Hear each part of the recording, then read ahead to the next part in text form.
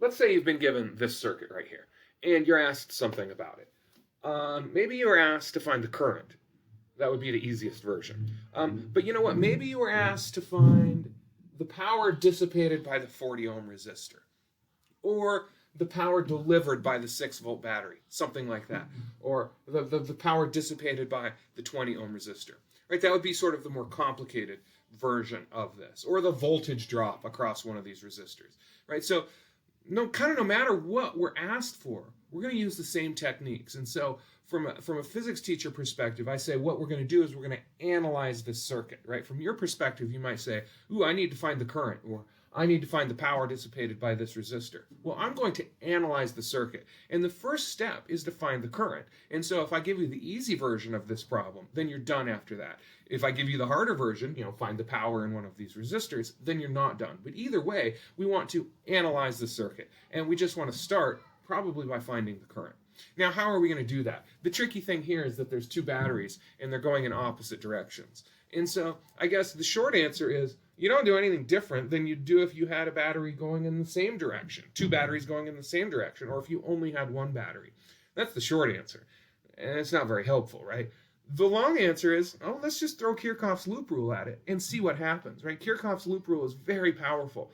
It's a little bit surprising. A lot of times with Kirchhoff's loop rule, you can solve problems that you didn't think you'd be able to solve, and the answer just falls out. This is one of them. This looks complicated. You're going to see that it really isn't, as long as we've wrapped our brain around Kirchhoff's loop rule.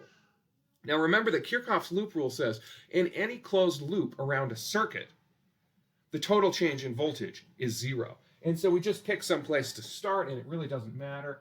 And we pick a direction, right? So I'm going to go ahead and I'm going to go like this.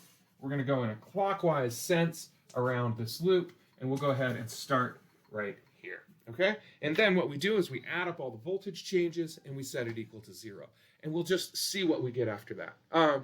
So we've picked a direction, we picked a direction for our loop. We also need to pick a direction for the current. Those are two different steps. In a simple circuit like this, it might be obvious. But if I gave you a circuit where you could form a couple of different loops, it's really important to go through the process of picking a direction for the current. Remember, you don't have to be right. You just have to pick a direction and stick with it. You'll get a negative answer for the current if you picked wrong. Okay, so I'm going to guess, I don't really know, right? I don't know. But I'm going to guess that the current is going this way. And we'll give it a name so we can talk about it, I. So I'm guessing that the current is going in a clockwise sense.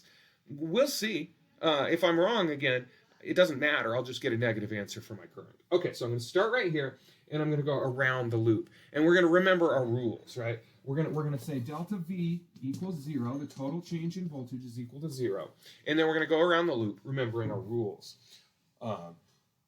First thing I encounter as I go around my loop is this resistor right here. I'm going with the current. Remember our rules? If I'm going with the current across a resistor, I'm going down in potential. So I should write negative.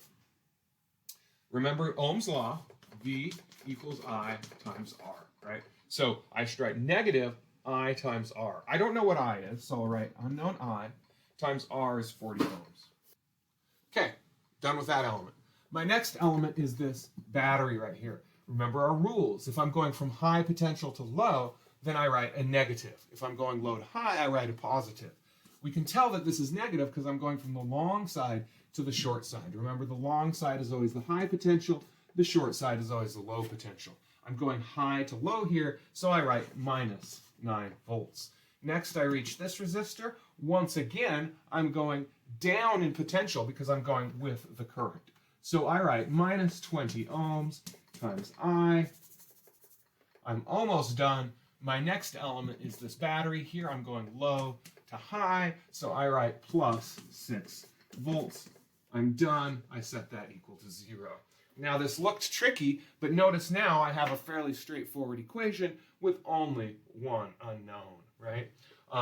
6 minus 9 is negative 3. Take that to the other side. I get 3 volts. Put some serifs on my capital V's. And then on this side, I get negative 40 minus 20. That's negative 60 ohms times I. And so now I can just solve for my unknown I. And so I get I equals.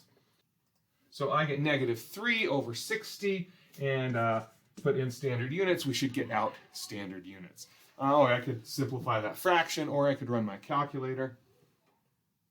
Let's see, can you see that? Yeah, you can. Barely. Okay. So 3 divided by 60 is 0.05, or 1/20. Okay, 0.05 amps. Great. Negative. What's the negative mean? Well, the negative means that I guessed wrong.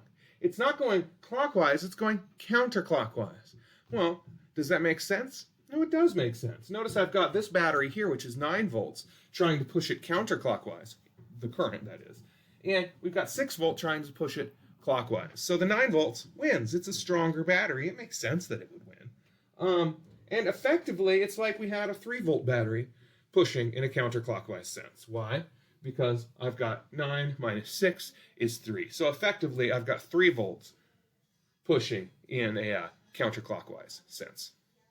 So we're done. If I asked you for the current, if I asked you for the power dissipated by one of the resistors, well, we could just do, P equals I squared R. I could ask you for the voltage drop across one of the resistors. I would do this, right? So depending on how complicated I chose to make the problem, we may or may not be done. But we have analyzed this circuit. Okay, hope that helps.